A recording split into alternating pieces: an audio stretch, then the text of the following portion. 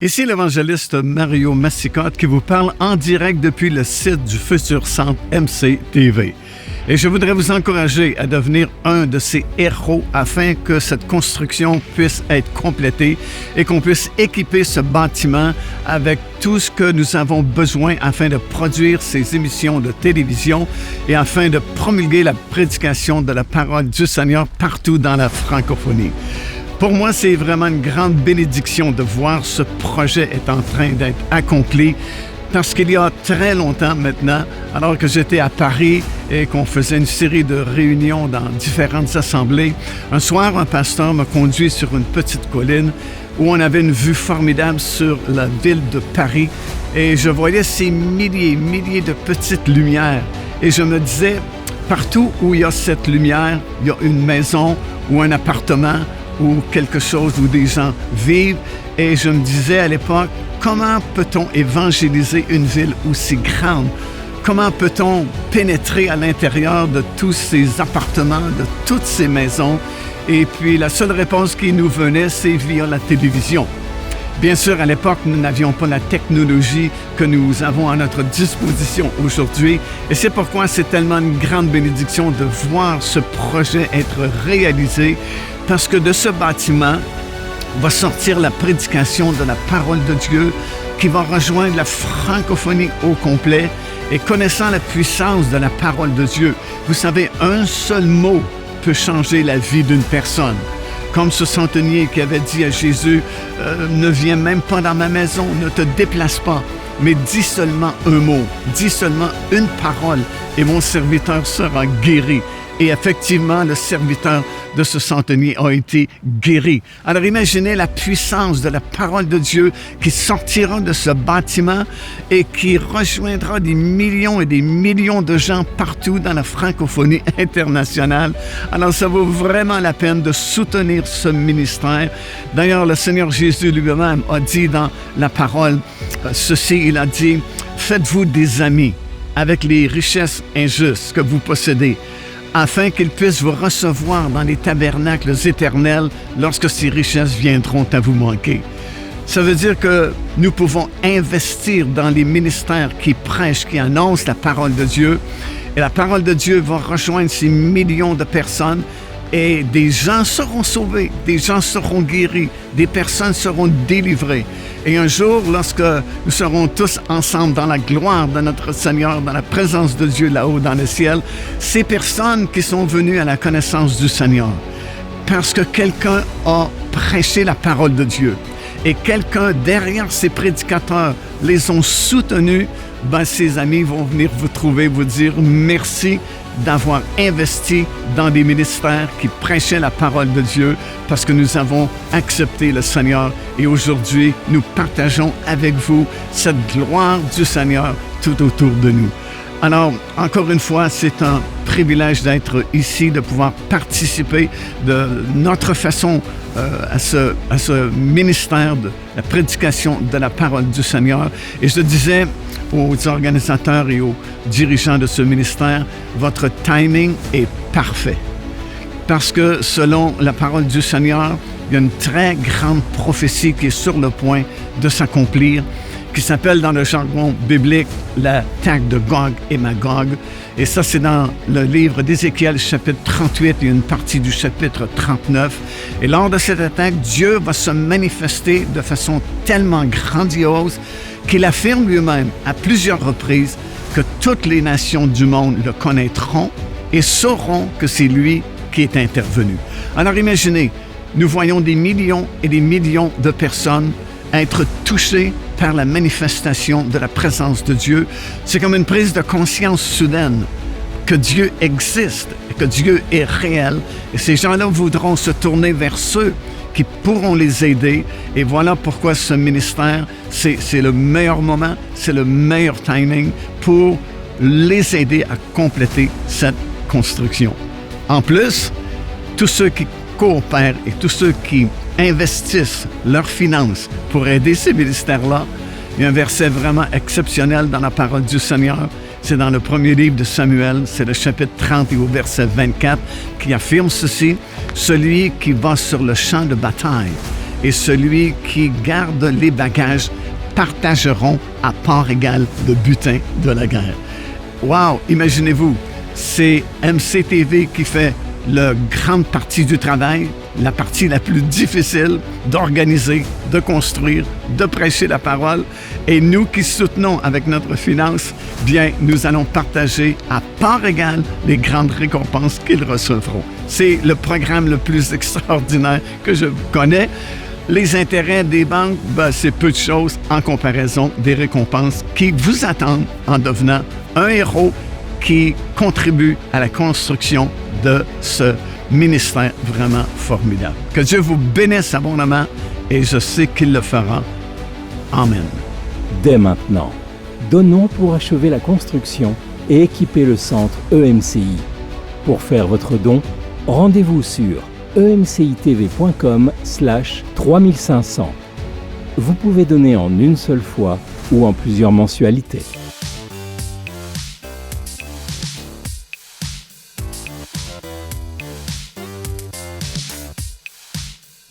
Bonjour à tous et bienvenue sur le plateau de Bonjour chez vous. Aujourd'hui, on finit cette semaine en beauté. Qu'as-tu perdu en suivant Jésus? Et beaucoup d'entre vous vous dites, moi je n'ai rien perdu, j'ai tout gagné. Yes! Alléluia! Moi j'ai perdu ma honte, la condamnation, les chaînes qui me cantonnaient liés. Et on a gagné le contraire, la gloire, Voilà. la liberté. Donc, j'ai perdu des choses. Tu as perdu des choses, mais celle-là, c'est bon, on peut les laisser Ouais, derrière. c'est ça, ouais. On peut les laisser derrière. Non, mais pour certains, ça a coûté de suivre Jésus. On renonce à certaines choses, on renonce à notre vie. Et puis parfois même, il y a des personnes qu'on aimait beaucoup à qui on doit renoncer ou qui carrément nous rejettent. Et en tout cas, ça a été un peu le cas de Esther Cincola. Elle était avec nous cette semaine et aujourd'hui, elle nous raconte son témoignage. Vous allez voir comment elle a dû résister à sa famille lorsqu'elle a connu le Seigneur, dans quel climat elle a dû évoluer dans sa foi. Et vous allez voir que ça n'a pas forcément été très facile. Donc son témoignage sera en milieu d'émission. Mais pour l'instant, on va commencer avec toi, Aurélie, dans la pensée du jour.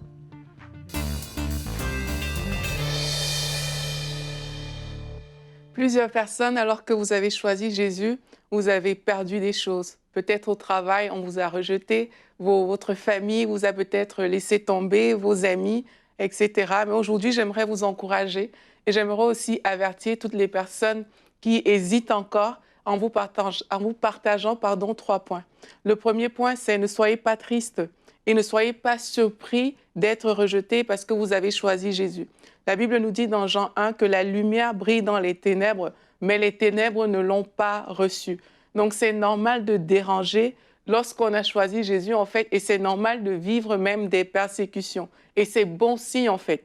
Si tu ne brilles pas, ça veut dire que tu te conformes au monde. Et si tu te conformes au monde, tu es pareil aux autres. Mais quand la lumière de Jésus-Christ rentre dans ta vie, tu commences à briller. C'est normal que tu ne supportes plus qu'on dise des choses qui ne sont pas bonnes. Et ça, les gens, ils le voient. Les gens qui le font, le voient et tu commences à déranger. Donc, c'est bon signe. Si là où vous êtes, on vous rejette parce que vous avez choisi Jésus, que ce ne soit pas un sujet de tristesse pour vous. Au contraire, voyez ça comme quelque chose de bon. Ça veut dire que vous êtes une lumière et que cette lumière est en train de briller et d'éclairer. Et on sait que le Seigneur nous a dit, vous êtes la lumière du monde. On ne peut pas vous cacher. Vous ne faites pas exprès, en fait. C'est parce que vous avez accepté Jésus. La lumière de Christ s'est attachée à votre vie. La deuxième chose aussi que je vais vous partager, c'est que perdre est un principe biblique, en fait. Si tu refuses de renoncer à ta vie ou à toi-même, tu ne pourras pas gagner de plus grandes choses. Derrière les pertes que vous vivez aujourd'hui, il se cache de plus grandes choses, en fait. Lorsqu'on voit l'épisode de l'homme riche dans la Bible avec Jésus, il faisait déjà beaucoup de bonnes choses. Il a dit à Jésus qu'il appliquait des commandements. Et là, Jésus lui a dit, va, vends tout ce que tu as et suis-moi. Et il a été Christ, il ne l'a pas fait. En fait, cette personne s'est empêchée, il s'est privé de marcher directement avec Jésus-Christ. Quel honneur et quel privilège de marcher avec Jésus parce qu'il considérait ses richesses. Elles étaient importantes à leurs yeux. Dieu a en réserve tellement de choses. Quand Jésus nous appelle à lui, c'est pas pour qu'on souffre en fait, c'est pas pour que voilà, tu laisses une chose et après tu vis dans la misère, tu galères, non. Quand Jésus nous appelle à lui, c'est parce qu'il a des choses meilleures en réserve pour nous. Il a dit dans Matthieu 19, quand Pierre lui a dit « Mais nous avons tout quitté et nous t'avons suivi, qu'en sera-t-il pour nous ?» Jésus a répondu à Pierre « Quiconque aura quitté à cause de mon nom ses frères ou ses sœurs, ou son père, ou sa mère, ou sa femme, ou ses enfants, ou ses terres, ou ses maisons, recevra le centuple et héritera de la vie éternelle. » Quoi de mieux que la vie éternelle? J'aimerais vous encourager aujourd'hui en vous disant, peu importe ce par quoi vous passez, peu importe ce que vous subissez, Dieu a un plan pour vous. Et j'aimerais également avertir certaines personnes qui hésitent encore à prendre ce pas parce que c'est difficile. Moi-même, pendant longtemps, à cause de mes amis, j'ai hésité à suivre Dieu jusqu'à ce que je me sente, jusqu'à ce que je devienne radicale, on va dire ça comme ça, où j'ai vraiment choisi le Seigneur. J'aimerais vous dire, faites attention aux choses qui prennent trop de place dans votre vie parce qu'au moment de choisir Jésus-Christ, elles vous seront demandées et il faudra être capable de donner ces choses-là. Et on voit comment, par exemple, même Abraham a dû donner Isaac à Dieu, vraiment. Alors qu'il a libéré Isaac, Dieu est venu, l'ange de l'Éternel, c'est dans Genèse 22, on voit ça, dit, il appela une seconde fois Abraham et il dit, « Je le jure par moi-même, parole de l'Éternel, parce que tu as fait cela, donc parce qu'il a accepté de donner Isaac, parce que tu n'as pas refusé ton fils, ton unique, je te bénirai et je te multiplierai ta postérité comme les étoiles du ciel et comme le sable qui est sur le bord de la mer. Et ta postérité possédera la porte de ses ennemis. » Donc Abraham, il a donné un fils, mais il a récolté des nations et c'est le partage de toutes les personnes qui décident de perdre des choses pour suivre Jésus-Christ. C'est tellement vrai, Aurélie. Amen, merci. Ça coûte, en fait, de suivre Jésus. Ça coûte, ça rapporte beaucoup plus. Et dans le verset que tu l'as lu, on l'a vu, et c'est notre verset du jour. On peut d'ailleurs le regarder tout de suite. Aurélie l'a lu, hein, Luc 18 au verset 29 et 30. Jésus leur dit, « Je vous le dis en vérité, personne n'aura quitté à cause du royaume de Dieu sa maison ou sa femme, ses frères, ses parents ou ses enfants, sans recevoir beaucoup plus dans le temps présent et dans le monde à venir, la vie éternelle. » Alléluia. C'est tellement merveilleux de voir qu'en fait, on renonce à certaines choses. On a l'impression qu'on perd tout dans certains cas, mais en fait, Jésus nous fait cette promesse. Non seulement on va recevoir beaucoup plus sur cette terre, mais dans la vie éternelle aussi. Et ne serait-ce que pour ça, ça vaut la peine.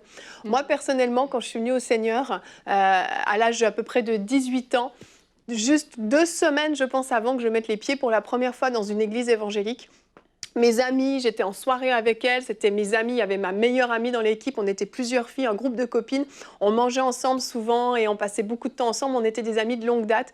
Un soir, on est ensemble et puis là, en fait, elles me disent qu'elles ne veulent plus de cette amitié avec moi, on devait partir en vacances ensemble, me disent « on veut plus, t'as changé, on veut plus être avec toi ». Et en fait, elles m'ont vraiment mise à part de leur groupe et je me souviens très bien avoir été très choquée, mais pas attristée. Et j'avais trouvé ça bizarre, j'avais dit, ça c'est bizarre, ça me fait pas plus de peine que ça. Et 2 semaines plus tard, j'allais à l'église et je ressentais pour la première fois de ma vie la présence de Dieu. Et j'ai su que Dieu avait orchestré en fait ces amis qui m'ont quittée pour que je sois capable de le suivre. Parce qu'après ça, j'avais un petit copain encore dans ma vie avec qui on était depuis 4 ans et demi à ce moment-là, à qui j'ai dû renoncer aussi pour suivre le Seigneur parce qu'il ne m'a pas laissé le choix. J'ai dû prendre cette décision et j'ai compris que si j'avais dû renoncer volontairement à mes amis, plus à mon petit copain de l'époque, j'aurais pas été assez forte, je serais retournée dans le monde. Donc Dieu a su faire le ménage et il m'a donné des amis encore plus formidables que ce que j'avais avant. Il m'a donné un mari, il m'a donné des enfants, il m'a déjà béni bien au-delà que ce que j'ai renoncé. Tu vois, Jésus le dit, et il ne faut pas être choqué de ça. C'est dans Jean chapitre 15, il dit « Si le monde vous hait, sachez qu'il m'a haï avant vous. Si vous étiez du monde, le monde aimerait ce qui est à lui. » Ça, c'est tellement fort. Il faut comprendre ça et se le rappeler. Si le monde aimerait ce qui est à lui, si on était du monde. Et après ça, il dit « Mais parce que vous n'êtes pas du monde et que je vous ai choisi du milieu du monde, à cause de cela, le monde vous hait. » Il y a beaucoup de personnes qui vont se dire « Ben, moi, je crois que j'ai donné ma vie au Seigneur, mais ce serait pas normal que les gens ne m'aiment plus. Jésus l'a dit. En fait, du moment où est-ce que tu commences à témoigner ou à apporter ou même à démontrer les principes bibliques, il y en a qui ne seront pas capables. Ça va les dépasser, ça va les énerver. Parce que premièrement, eux, ils vont se sentir mal par rapport à peut-être comment ils vivent personnellement. Et Jésus l'a dit, si on est et on le suit, les personnes, tôt ou tard, il va y avoir des frictions. Ça va arriver. On regarde dans l'histoire de l'humanité, même dans le temps de Jésus, il y avait des gens qui détestaient Jésus, alors qu'il était totalement aimable et qui guérissait et qui faisait du bien. Et tu te dis, mais pourquoi il haïssait Jésus? C'est parce qu'il allait contraire au système de pensée, à la façon d'agir, à la façon d'être qui est installée dans le monde actuellement. Ouais. Donc, on ne peut pas être surpris si tu suis Jésus et toi, tu vis une transformation et il y a des personnes qui ne te comprennent pas. Il ne faut pas aller et condamner et battre tout le monde sur le dessus de la tête et dire, toi, t'es... Non, non, mais juste, il y en a parfois, le simple fait que tu suis Jésus comme tu l'as vécu, Evelyne, ils ne seront pas capables. Non. Et ça, Jésus nous l'a dit. Donc, il ne faut pas être surpris que ça arrive. Ça va arriver et ça va encore arriver jusqu'à la fin des temps. Il y en a qui ne seront pas capables. Tout à fait. Ce que tu dis est important, Frank. Il faut être sage dans le sens que on brille pas parce que on a fait même quelque chose. Hein. C'est que le Saint-Esprit en toi produit des œuvres qui font que quand quelqu'un n'a pas accepté le Seigneur, la personne peut même se sentir jugée, alors que c'est même pas toi, en fait. C'est ça. C'est juste que ta lumière brille naturellement parce que tu es connecté à la source qui est Jésus-Christ.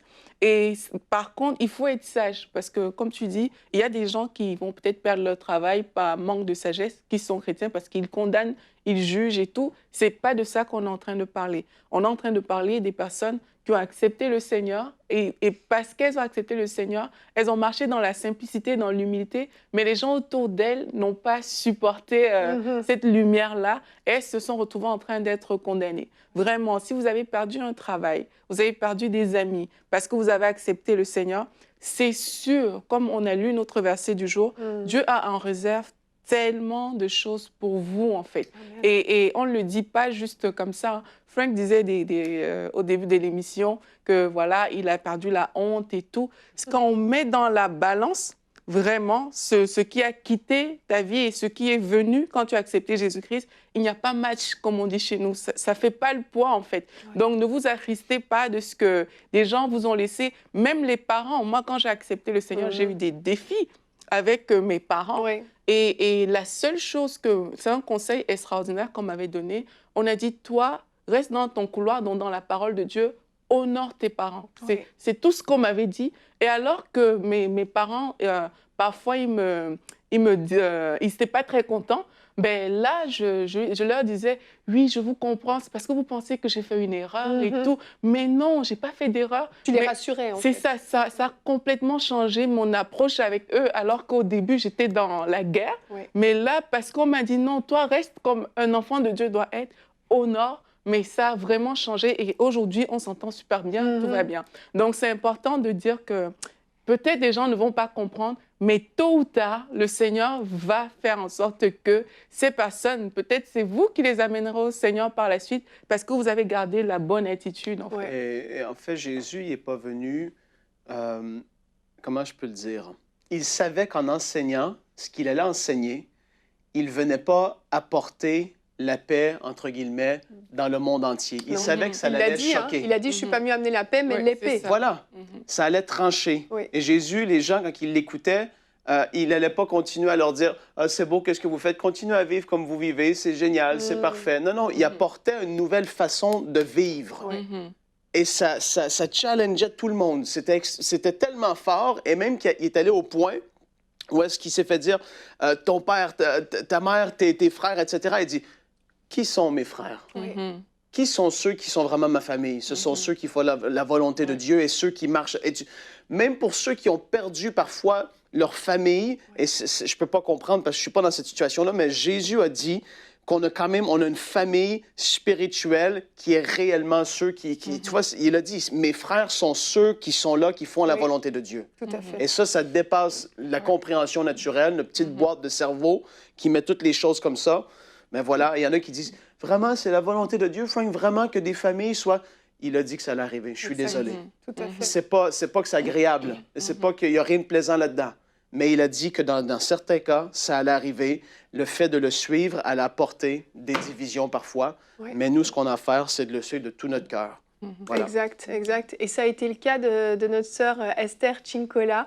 Je vous laisse découvrir tout de suite son témoignage.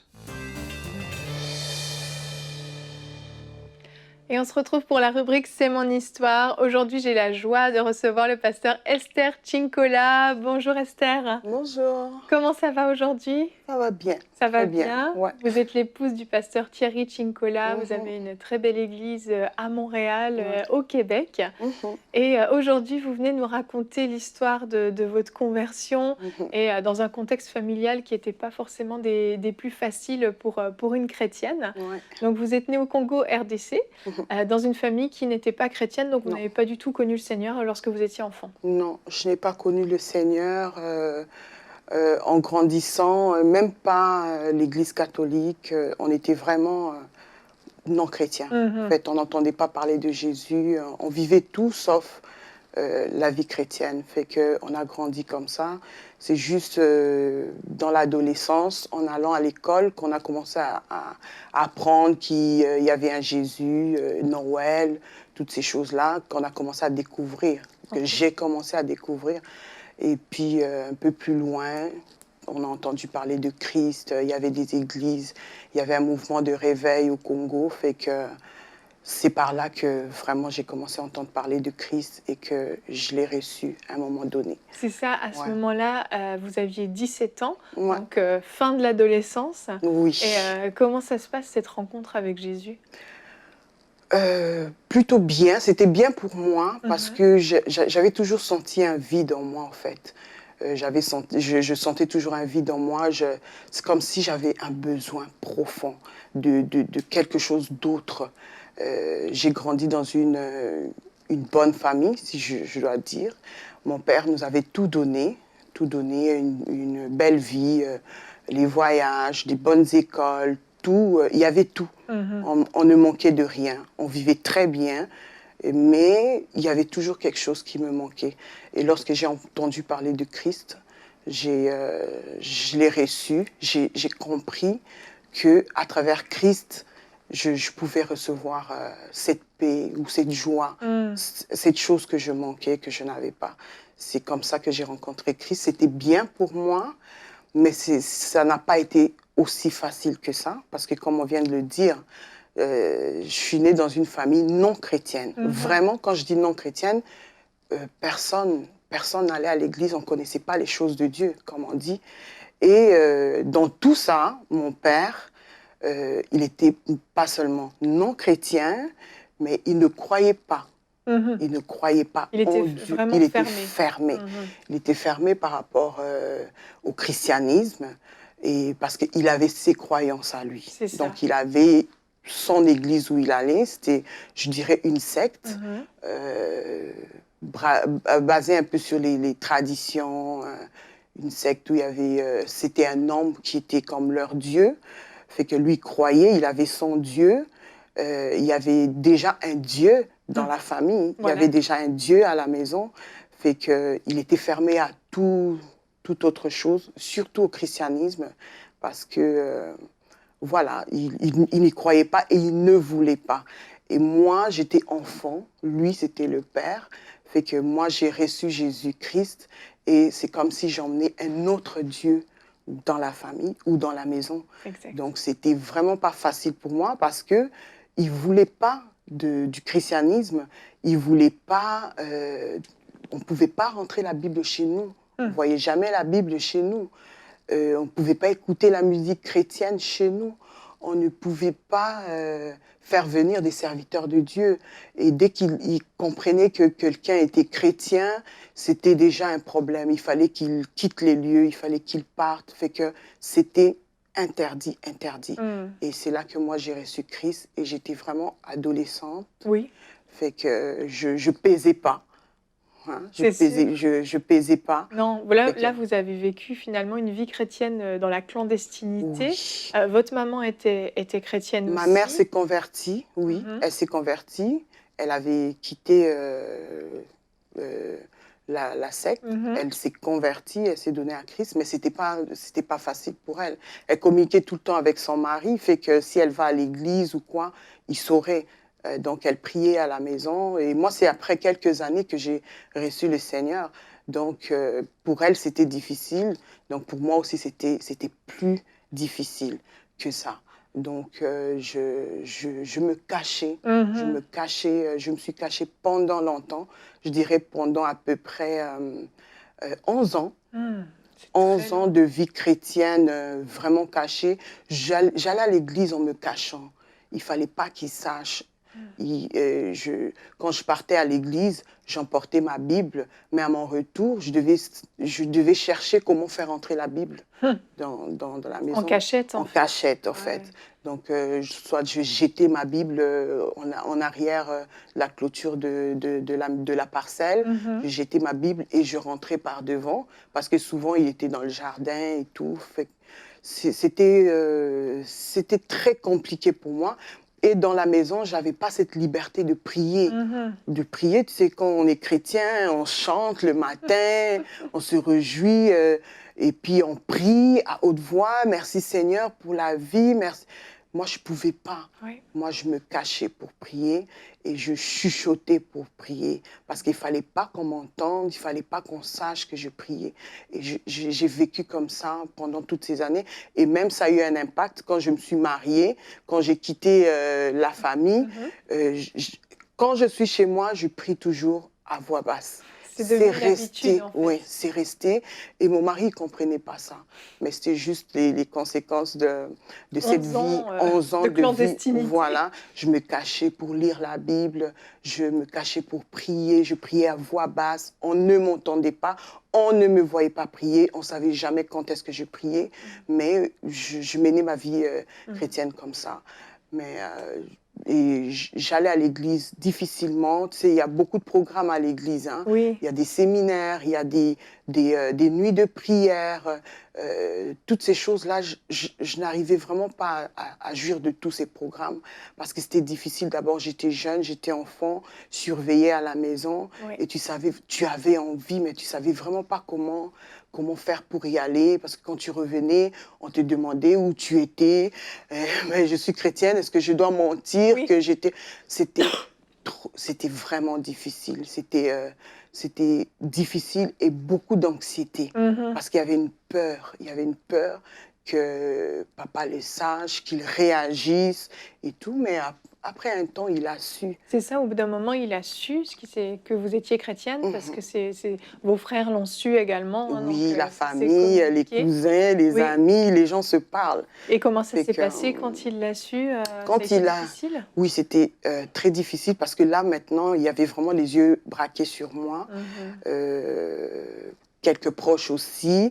D'ailleurs, je me suis fait battre aussi à cause du fait que j'allais à l'église, parce qu'il y a un de mes proches qui voulait comme faire respecter, en fait,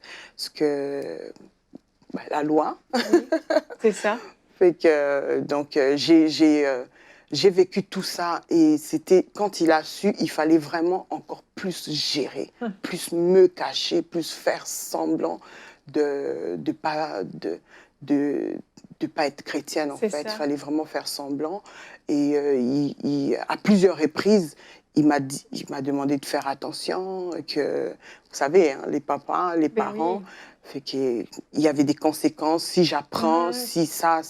Des menaces. Voilà, c'était un peu comme ça que j'ai vécu, beaucoup d'anxiété.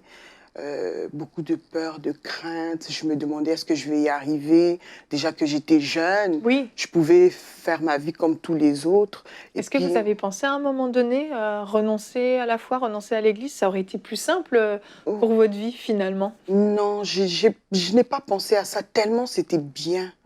Tellement j'avais trouvé ce dont j'avais besoin.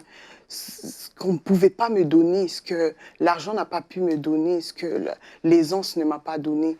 Fait que j'étais vraiment dedans. Je voulais absolument. Et à l'époque, il y avait une radio chrétienne. Donc, c'est un peu comme EMCI TV, mais à l'époque. Oui. Et cette radio aussi m'a beaucoup aidée parce que je l'écoutais cachée. Et puis, il y avait des hommes de Dieu qui prêchaient, qui parlaient de tout. Ça m'a permis aussi de comprendre beaucoup de choses parce que c'était vraiment dans les débuts de ma foi chrétienne. Fait que j'écoutais les prédications, je comprenais les choses, j'évoluais comme ça. Puis il y avait un oncle aussi dans la famille qui était chrétien.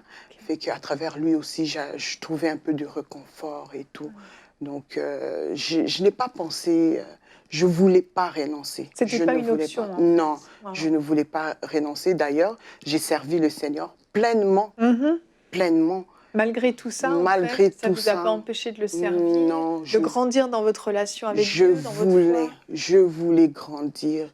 J'aimais Dieu, j'aimais les choses de Dieu, j'aimais servir Dieu. J'ai servi Dieu dans presque tous les départements à l'église, bien que je me cachais, mais je voulais. J'ai évangélisé, j'ai été à l'écodime, j'ai fait l'intercession, la chorale, j'ai tout fait. Je voulais servir Dieu et je le servais pleinement, avec beaucoup de questionnements. Quand je vais finir le culte, qu'est-ce qui va se passer aujourd'hui?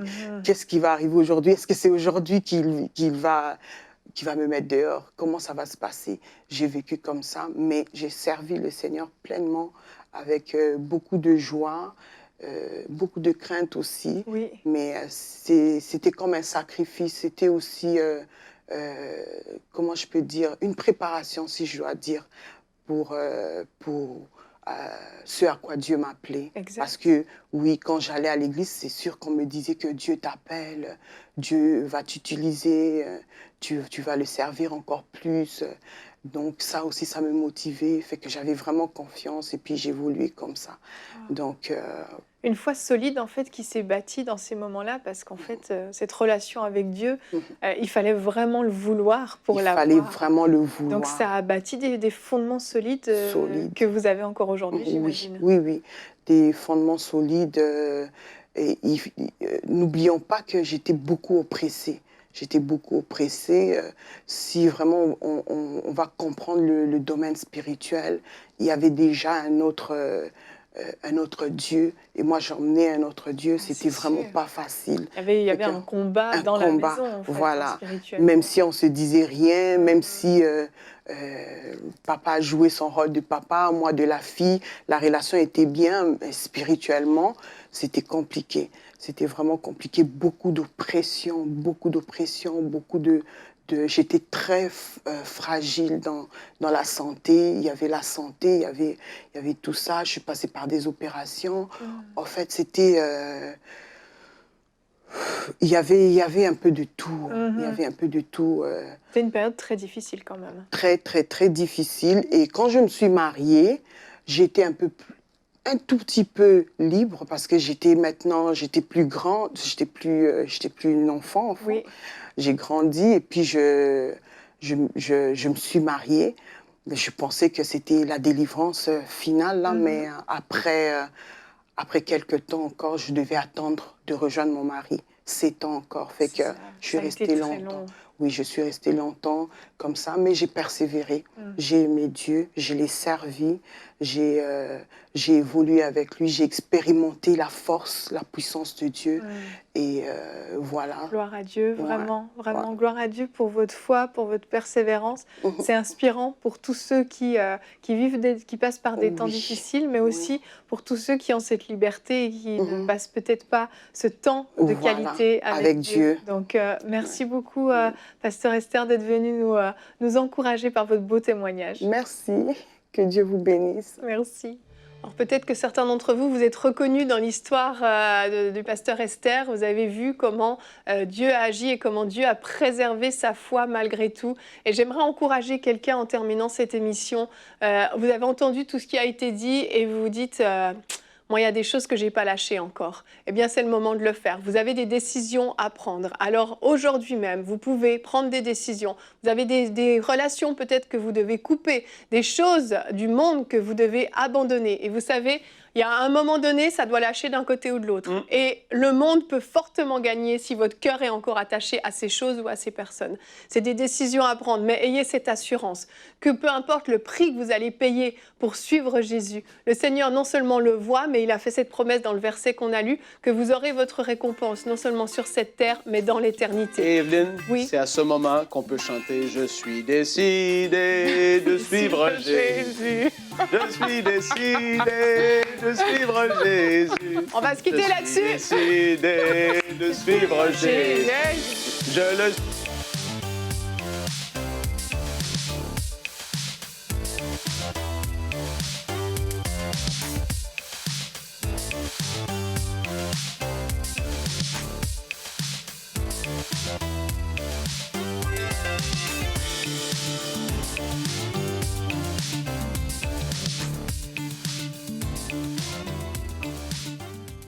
Frères et sœurs, il y a plusieurs années de cela, le Saint-Esprit a saisi des hommes de Dieu, des hommes de réveil tels que Smith Wigglesworth, David Yonggi et tant d'autres qui ont prophétisé la même chose, dans la même direction, que dans ces temps de la fin, le Saint-Esprit enverrait un mouvement, une vague de réveil qui toucherait toute la francophonie et cette vague partirait de la région du Canada. Là où je me tiens actuellement, au Québec, au Canada, devant le centre MCI en construction, je sens depuis plusieurs semaines l'Esprit de Dieu me pousser en prière et je viens régulièrement le soir ici et je prie de tout mon cœur pour que ces prophéties s'accomplissent. Et je crois humblement, frères et sœurs, que EMCI TV fait partie de ces structures, de ces organisations que Dieu va utiliser pour ce grand réveil qu'il a prophétisé dans la fin des temps.